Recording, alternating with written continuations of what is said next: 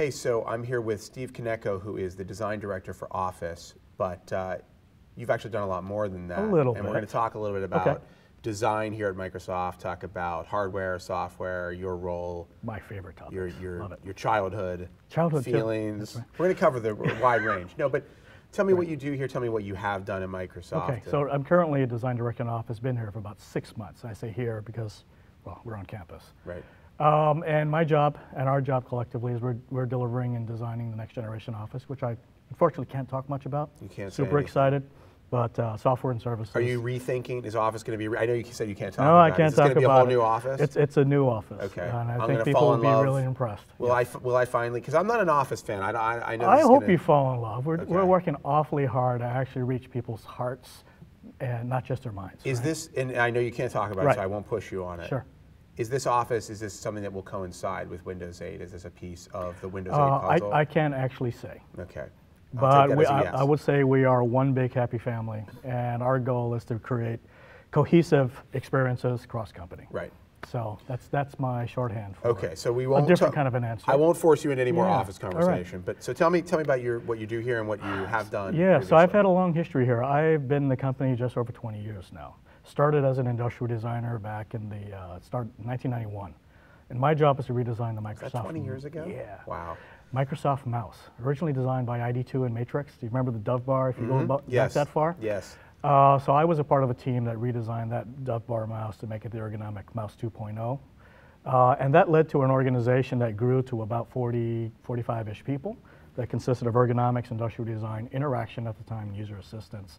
But in that world, we actually started product lines, like the Natural Keyboard, first keyboard the companies, the split keyboard the companies produced. Was the mouse the first piece of hardware from Microsoft? You know, Microsoft it wasn't the first piece of hardware. We actually did such things as cartridges for printers and other things like it. But the mouse was the big business that we've been in for a bit, right?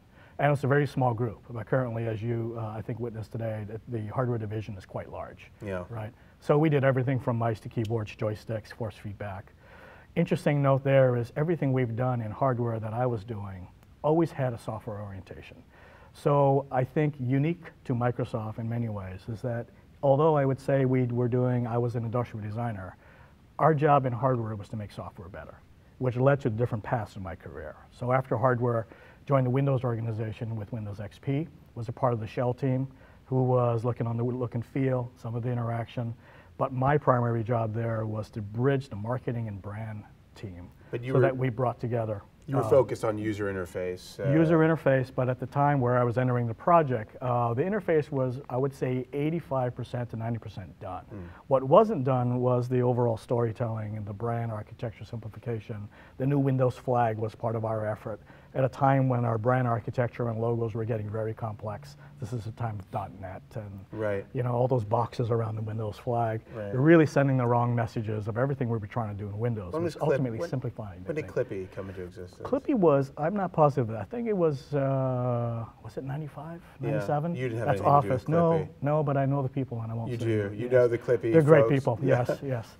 I saw you have some Clippy paraphernalia in the store here. Oh, we do? Yeah. That's great. Well, now you have to really own Clippy because you're part of the Microsoft team. Yeah. In fact, the Office team. Yeah, no, we love Clippy. Yeah. In fact, we have costumes, Clippy costumes. Everybody puts on their Clippy costume? Yeah. We love Clippy. I would like to see photos of that. Sorry, so you were working on XP. XP, and then in that context, rolled over to what we called Longhorn at the time, which is pre-Vista. Yeah.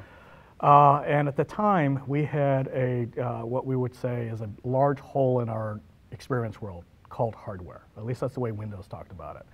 And a whole meaning that we really had no initiative to rethink from ground up what the Windows PC was all about. So built another small team. I was a founder of what we call the hardware innovation team inside the Windows organization. And we set it up to have system architecture, interaction design, brand, program management, product planning. And our job was effectively to manage and bridge the gap between the Intels of the world, our core software development team and all the planning scenarios that are going on, and the OEMs and IHVs. So IHVs meaning Logitech, other hardware partners who are doing input devices, as well as all the multitude of OEMs from Sony, Dell, HP, et cetera. And we built packages and programs to actually work with different design groups in these different OEMs to help redefine the behavior, the way that people interact with PCs, and ultimately the look and feel to actually do something really tricky, which is to create affinity between the Windows look and feel and software and what the hardware DNA was of, let's say, an HP versus a Dell. Right. Very delicate trick. Yeah. But you we don't actually want to design the hardware for them. You wanted to kind of but guide I it. could tell you, we went end-to-end on concept PCs. We call it the Athens PC, and there was another one called Shire, which was a concept PC for the Windows Home, right?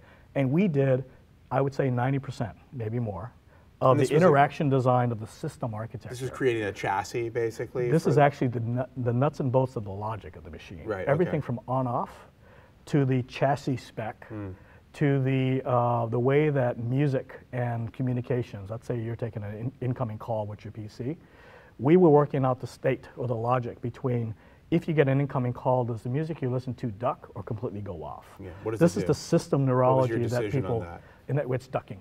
It's Yeah. ducking, didn't totally turn off. Right. And if you want to take the call, you hit the call switch and the music shuts down and replays from where you left off. Right. But those are the types of hardware-software interactions that don't happen typically, because you have to be in the seat of influencing both sides, right? And that's something as simple as, call it the transport controls and how they behave. So that was the gap. It wasn't really about trying to design Dell's PCs, but it was trying to actually redefine how a PC behaves so they're easier to use. And meanwhile, while we're at it, we were working with the Dell industrial designers to develop a language that was unique, that was prototyping this better affinity between design languages, so to speak. And you really, Microsoft still does that now. I mean, when you look at the Windows Phone devices, that's and I know that you didn't, I mean, I don't know how much input I was part of that as well. You were part of that team, but that's you've got this very specific spec set, you've got a very specific chassis that is, you're not saying here's how you design the phones, but you're giving a really very specific set of requirements for your partners. And I mean, that's, to me, is like kind of this middle ground between I say Apple style, where you control everything top to bottom, and something like Google, where it's just a free for all. You guys are you're trying to strike this balance. It seems like where you want partners to do what they want to do and kind of explore their hardware pieces on their own, but then you want to play the right way with the software you're doing. You want to have a consistent. And on behalf of the end user, right? And this is back to the point of being able to specify as little as necessary to ensure a quality experience. Quality is defined by, first and foremost, the layer of what we would call reliability, security, and performance. And this is on-off behavior. Those are the types of things that operating systems and software companies need to partner with. Processor people, anyone who's developing components inside of a system. We have to have we want to and need to lay down some level of consistency at that level, because that makes it better for everyone. Similar to a chassis of a car, right? It doesn't necessarily mean we're designing the shell of the car, the seats, the radio, or whatever it may be in the brand on top of it. But you want to have a reliable foundation. And so that, I think, is one model that the company is using. In the case of Windows and the PCs, we actually went a little further. We actually were working end-to-end on the design, quite behind the scenes, quite honestly, but that's a different partnering model, where we actually were getting involved in even material selection. Really? Yeah, because we, to a point where we actually built what we call a hardware toolkit. And our partners know about this, and we actually expose it through design competitions and whatnot. But effectively, we took the Windows software and worked our industrial design skills to actually translate software into hardware components, like the material callouts from GE Plastics, fit and finish, material spec on texture. So a clear, translucent piece of plastic had the murkiness of the Windows task pane, right? And that it had the finish, so it looked like what was being rendered in the UI. So when and if a hardware company wanted to create a translucent part, and they wanted to subtly create a level of affinity between hardware and software, why not use it, right? Segoe as a font was offered to all of our OEMs, and still is offered, from what I know. So they can put it on keyboards, right? No one really differentiates with keyboard font. They should. And they should and can, but if they want to create a level of affinity, we license the Segoe font so that the keyboard looks and feels like the software that we're building. Those are small examples of how to, there's a dial that obviously any partner can decide to use or not use. But we went as far as that. So before Office, on the topic of design, before Office, you were involved in the entertainment division, right? And so that's Xbox, Zune, Media Center. Right. Windows Phone was a part of that division. Right. And Windows Phone, this is kind of where I want to kick off this question. Windows Phone version 7 brought a brand new kind of, well, the Zune had started this a little bit with Zune HD, but Windows Phone really, you guys had this very strong design. It was a very strong, very different design concept than anything we'd seen from Microsoft. And I think a lot of people were kind of blown away. I know I was. I was not what I expected. And you're now taking that, and it's really starting to propagate through all of the other products, or a lot of the other products of Microsoft. Windows 8 is You're seeing some this Metro or Metro style. The Xbox dashboard is looking more and more like Metro style. So how important is it to bring all that stuff together, and at what point did you realize that you needed to unify, or you wanted to unify? You know, I think we as designers knew way before we actually executed that we did have a very mixed messages to consumers, or let's call it end users, right? And our brand, as far as the external community and end users were concerned, looked very fragmented because our design languages were inconsistent. Maybe more importantly, I don't think things worked as well as they're supposed to, right? And so we internally, and we somewhat externally, like to joke and say, you know, the expectation for our products to work and feel like they're part of a family have always been quite high. I like to think that right now is finally when we're delivering on that promise. So 1 + 1 could equal more than 2. So we're introducing new math at Microsoft. Scary thing fuzzy math. Scary thing in a computer science company, right? But I like to use it. We say 1 + 1 = 11 when we do what we do, and that is effectively aligning first in principle. We get that scales to interaction design, so interoperability and cohesiveness, similar conceptual models. The way you use a phone, cognitively should use similar concepts of what you're using in Windows and or Xbox. That's the priority. Then the look and feel also then now sends a message that you're within a certain family, right? And your expectations are set. So we've always felt that was important. I think to answer your question directly, it was about 2 years ago that I recall an event where we, some of the design directors in charge of the different divisions, designs. League of Design. League of Design, so to speak. We call it an LT, leadership teams. Went off site for a day and a half. And we actually stepped back and for the first time put up all the work using screenshots, hard copies, not digital shots. And we filled a wall of 20 feet long, top and bottom, and tried to parse, let's call it information worker from consumer, but really took a look from server and tools all the way to what's going on, in some cases what's happening in MSR, but Windows, Xbox at the time, Zune, and started to look for commonality amongst all this. And saw an awful lot of it, but we're very disappointed in what we're seeing as well. And what a waste of development efficiency. And a huge complaint from consumers as well, I think. I know as in the press, we had been giving Microsoft a hard time because there was this promise of, we're reading all of you have all these pieces, but they're all so disparate, right? And then you've got no real. So we did as a community, and this wasn't anything we needed permission to do. It was always on us, right? Not just design, but it's program management. Anyone's making decisions. Shame on us for not bringing that together as well as we could have, And so we've just took it upon ourselves to say, you know what, we're making calls for the different divisions. It's important that we really start to develop a more unified promise and message to end users, right? So at a very grassroots level, at one hand, we just start to create these small working teams to actually start lining natural user interface, gesture, right? Certainly within our divisions, even that was a challenge, but across divisions, even more of a challenge. And then the look and feel, the Metro design style and language became something where different teams were now cross-pollinating, right? We were sharing designers, we're talking about icons, we're sharing what palette of colors people are using, and this continues today in a more formal state. But then we're just doing our job, right, and making the calls that were the right thing for the end user. But making a comprehensive kind of decision that would be comprehensive in the sense that the design leads, or the leadership said, we want the stuff to look and feel the same way. We want it to work together. That's right. And that's an ongoing project now. That's right.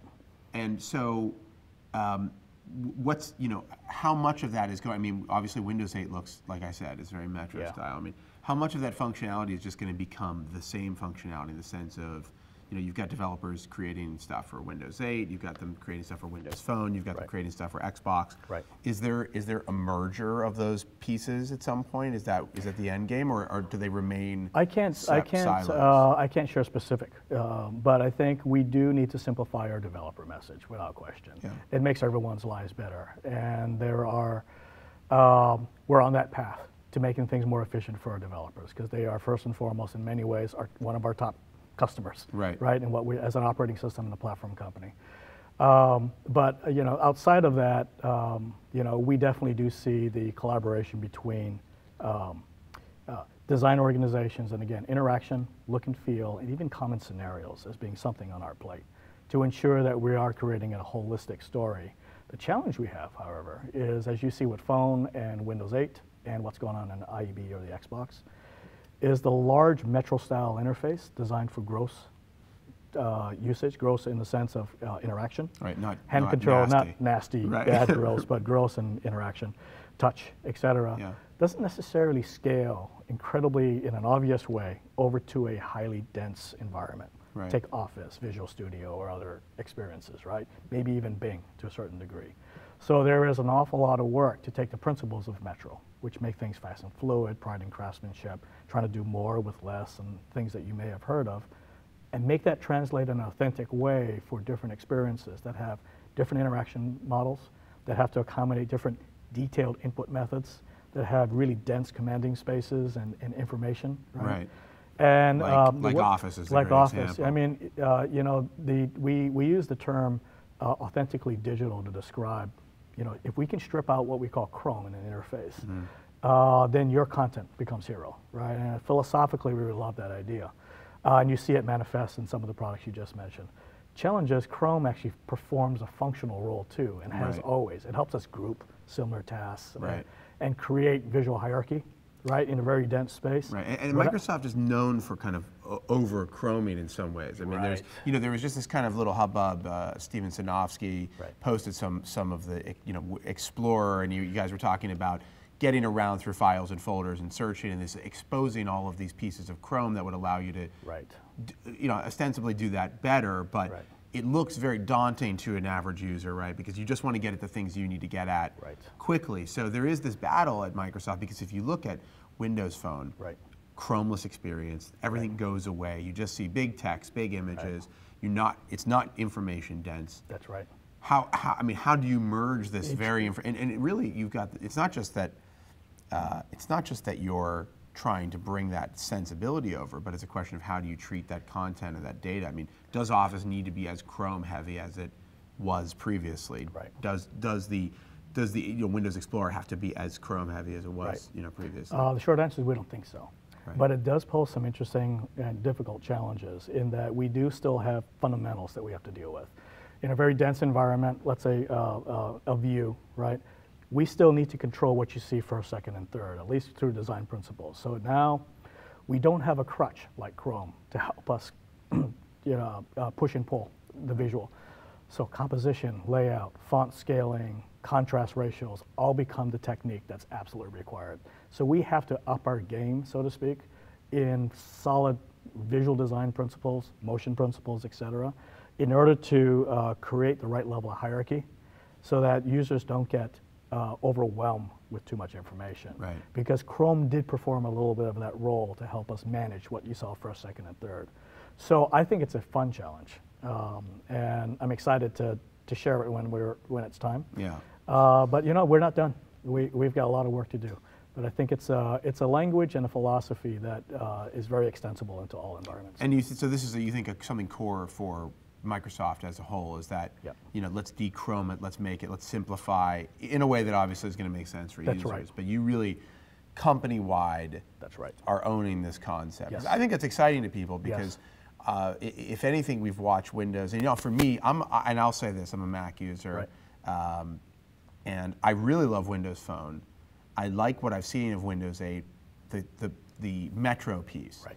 But then there's the other piece that's very familiar, Windows. Right. And I'll admit, it has not been, that interface has always felt overly complicated to me. Yep. And the idea that you guys are owning the concept of company-wide, scaling that back or kind of simplifying it to make sense for obviously for different scenarios is exciting.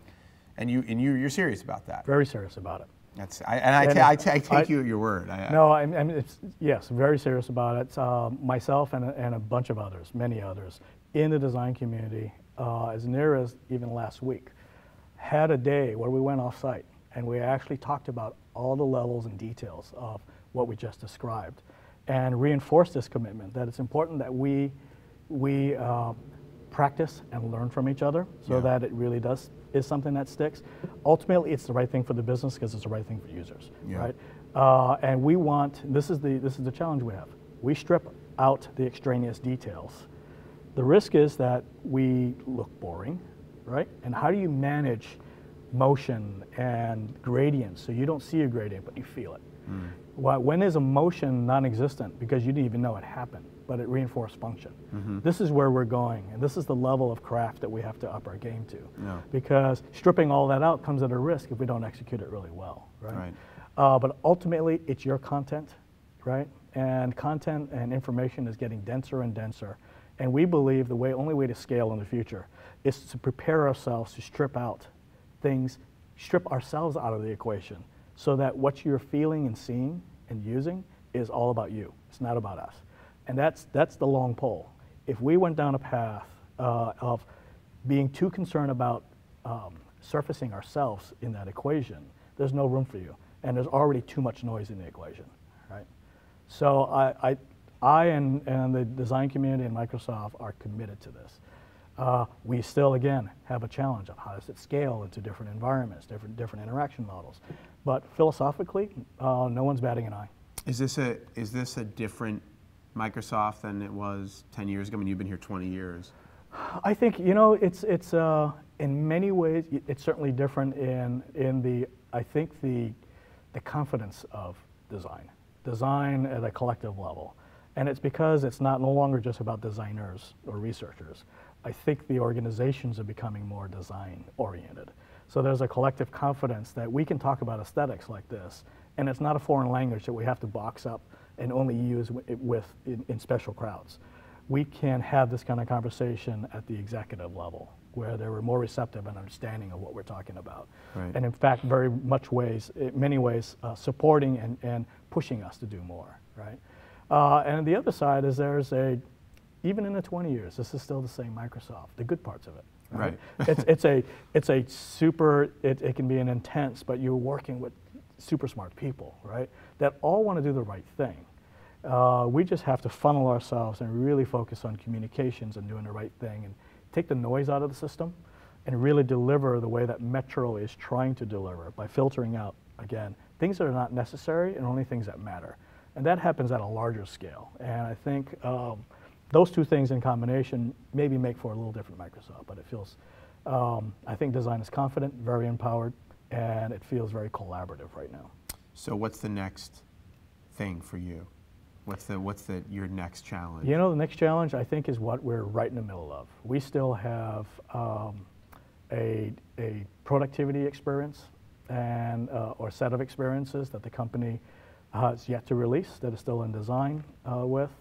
We have more work to do at a corporate level to bring the things that we're discussing into a plan that actually scales, where it's no longer starting just as a grassroots level, and we have a lot of goodwill, but we need to organize it so that it sticks, it becomes operationalized, right?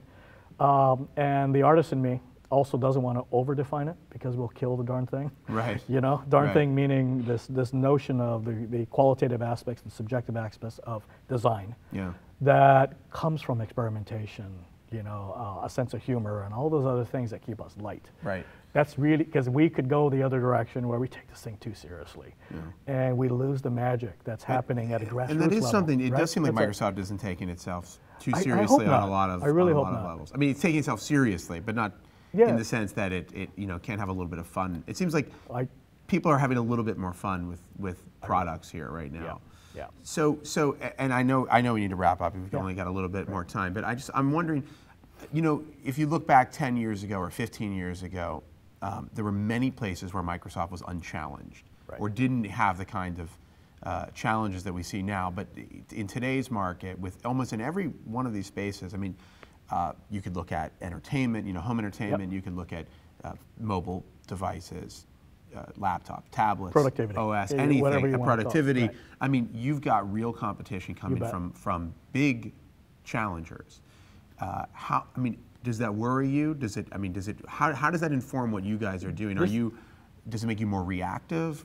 This is the part when I said the community feels more confident. This is the part I love, in that I really believe we're not looking over our shoulders as much as we used to.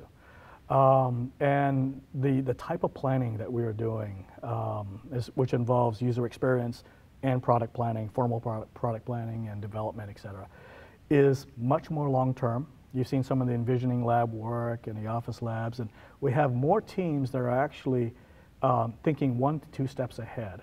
And we're doing a better job at creating frameworks to actually connect the dots with a smarter idea of who we are and who we aren't. And this is back to, I think, Metro in some ways. We want to be as good as we can be at Microsoft, and we're no longer finding ourselves comparing ourselves to other design organizations or other companies, and I like that feel, right? Certainly we're aware of what's happening, but everything that's happened to date and recently that you're seeing, and I think we're sensing coming from this alignment, is done by ourselves. We did it because we did think it's the right thing. It turned out to be something very authentic and unique to Microsoft, and there's more coming that is more just about what we think we should be doing.